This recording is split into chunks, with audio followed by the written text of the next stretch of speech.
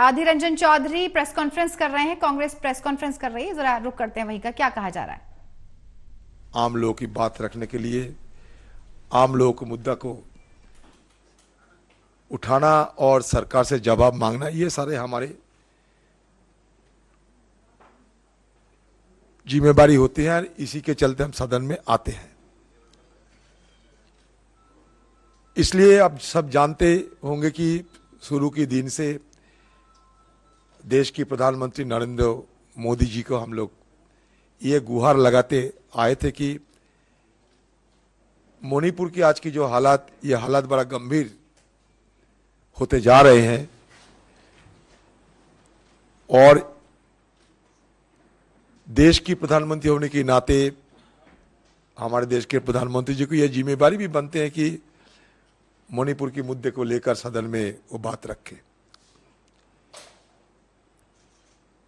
ज्यादा तो हम मांग नहीं किए थे, सिर्फ दो टुक मणिपुर के बारे में बोलने के लिए हमारी तरफ से मांग सदन शुरू होने का पहले से ही हम उठा रहे हैं। ऐसा नहीं कि हम मोदी जी से ये उम्मीद करते हैं कि सदन शुरू होते ही उन्होंने कम से कम मणिपुर के बारे में दो चार बात रखे और हम सदन शुरू कर दें। बस मतलब इसमें साफ है कि हम सदन चलाने के लिए ही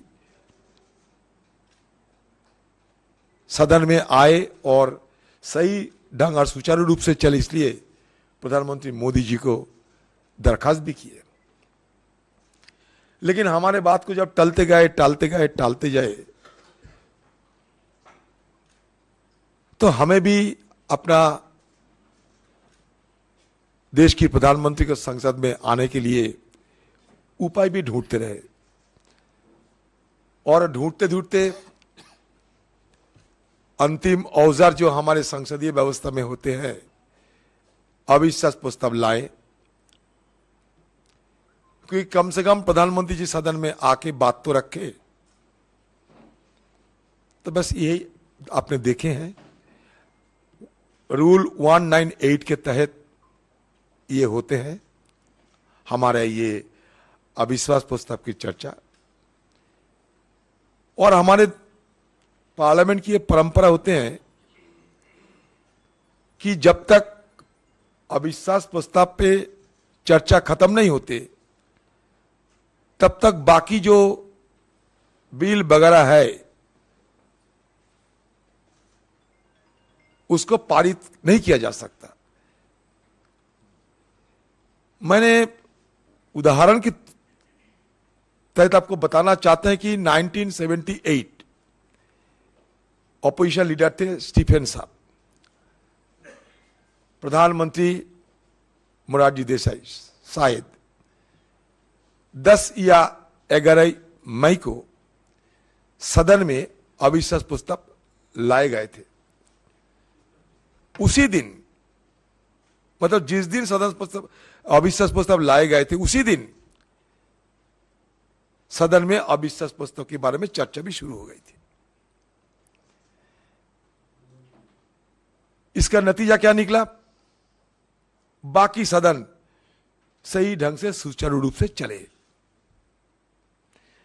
मुझे लगता था कि हमारे पार्टी को, सारे विपक्ष को, हम सबको एहसास तो थी कि देश की प्रधानमंत्री चांद से लेकर चीता तक हर चीज में बात रखते हैं,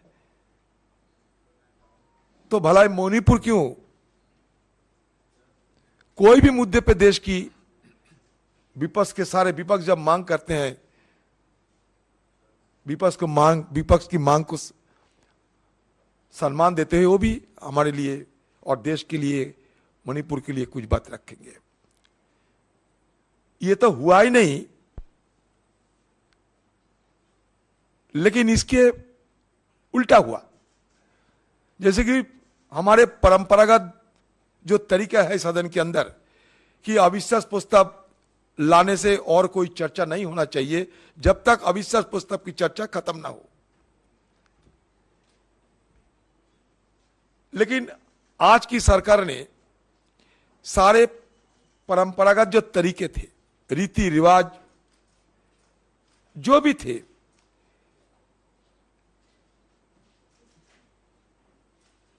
सबको अमान्य करते हुए, धजिया उड़ाते हुए एक के बाद एक बिल पारित करते रहे। लगभग मान लीजिए 20 विधायक सदन में पेश तो हुई और बिल पास हो गए 20 बिल पेश हुई, पारित हो गए 22। और सबसे बड़ी बात है कि अविश्वास प्रस्ताव स्वीकारने के बाद 17 ऐसे बिल है वो भी पारित हो गए। मतलब क्या हुआ कि विपक्ष ने कोई ऐसा विधेयक पे अपना बात रखने की मौका नहीं मिल पाए। तो हम किधर जाए? परंपरा इसको मान्यता देने के लिए सरकार को गुहार लगाएं और नहीं तो बहुमत की बाहुबली पे मानते हुए सर झुका दे। क्या करें?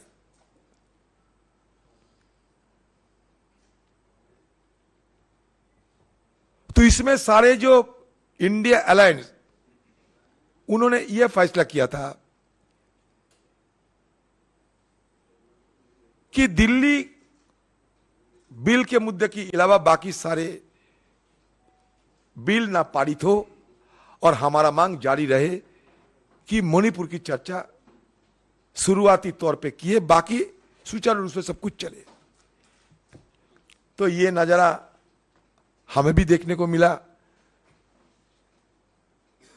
जो जिंदगी में नहीं देखा संसदीय इतिहास में।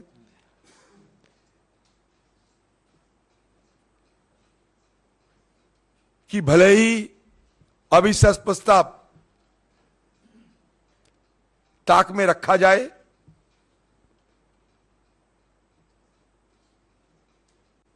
और बाकी सारे बिल को पारित किया जाए,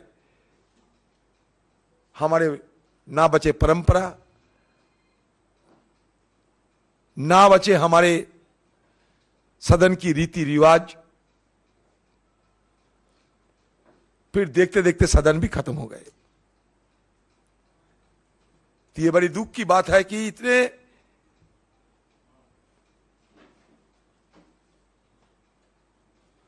सारे मेंबर हिंदुस्तान की हर कोने से आते हैं, लेकिन अपना बात रख नहीं पाते।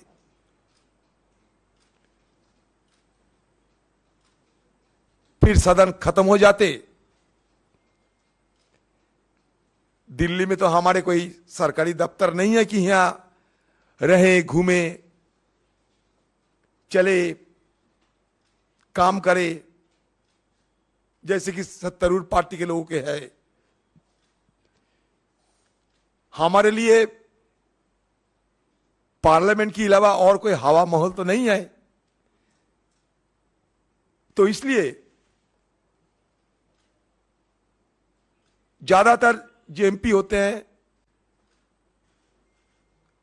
सदन जब चलना शुरू होते उस समय आते हैं, सदन खत्म होते ही चले जाते हैं। बस यही हमारा पार्लियामेंट की ये परफॉर्मेंस है। मैं कभी अपने स्पीकर साहब की और पार्लियामेंट की सेक्रेटेरिएट, इनके खिलाफ कोई बात करना नहीं चाहते। उनकी अपना राय उनके पास है। हमारे स्पीकर साहब भी उत्पादकता के बारे में सारे बता चुके हैं, लेकिन हमारा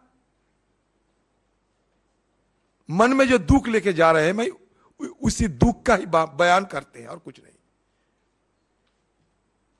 क्योंकि सदन में हम जब जाते हैं ये मान के चलते हैं कि हमारा स्पीकर साहब हमारा अभिभावक होते हैं,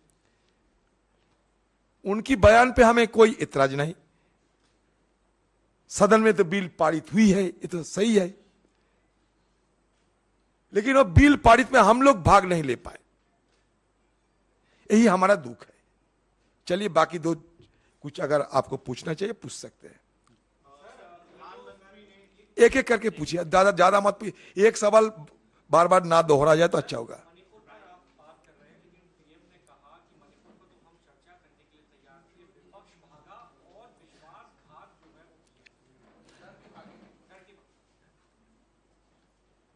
सबसे पहले बात तो यह है कि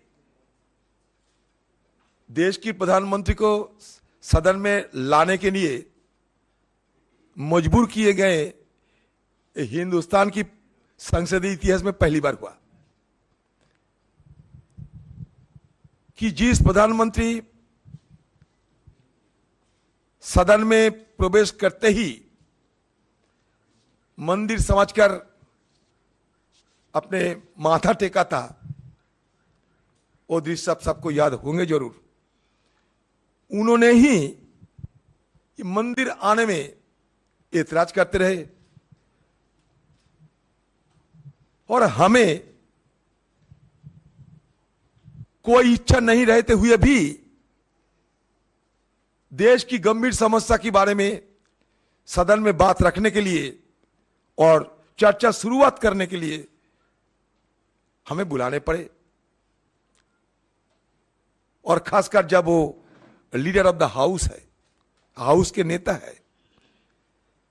2 घंटे गुजर चुके हैं, सोचा कब बोलेंगे मणिपुर।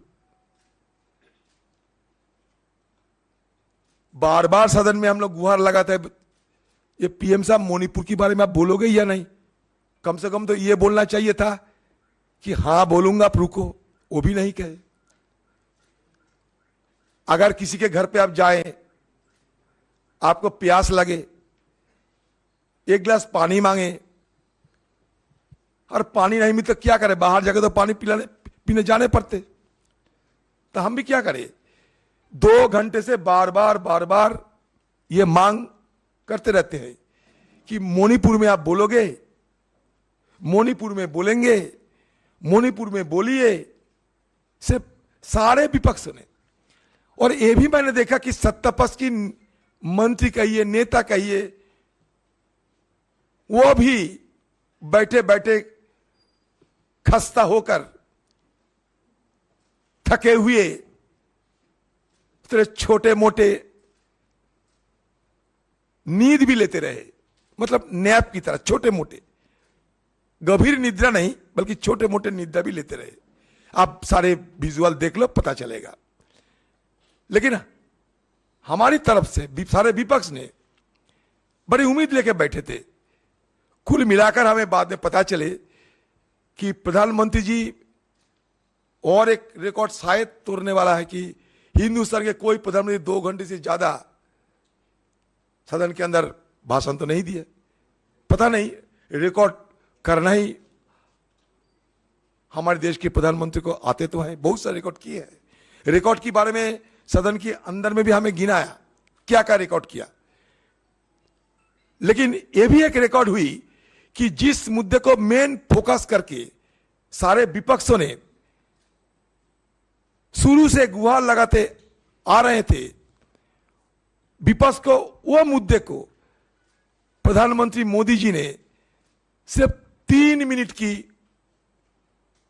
वक्त दिया। जब उनकी भाषण ही 2 घंटे, मान लो 2.25 घंटे तक चली, और सारे विपक्ष को की जो मेन मुद्दा थी उसमें उन्होंने सिर्फ 3 मिनट समय बिताई। तो इसके आप खुद पता कर लो हमें और क्या करना चाहिए था। बोलने के लिए तो बोल के आते हैं, हम अगर रहते तो ना बोलते, चले गए तो बोलने का मौका लेते। किधर जाएं हम लोग? दादा आज प्राइम मिनिस्टर ने फिर से बोला है कि ऑपोजिशन भाग गया है, उन्होंने नो कॉन्फिडेंस मोशन का वोटिंग में पार्टिसिपेट नहीं किया। क्यों करे? करना ना करना तो हमारी मर्जी है। 1963 में भी जवाहरलाल नेहरू के खिलाफ नो कॉन्फिडेंस हुई थी, इंदिरा गांधी जी के खिलाफ, नरसिम्हा राव जी के खिलाफ। अविश्वास प्रस्ताव की कमी नहीं थी। 28 ऐसा अविश्वास प्रस्ताव संसद में लाए गए थे। कोई ऐसा अविश्वास प्रस्ताव नहीं है जिसमें कोई सरकार गिरे।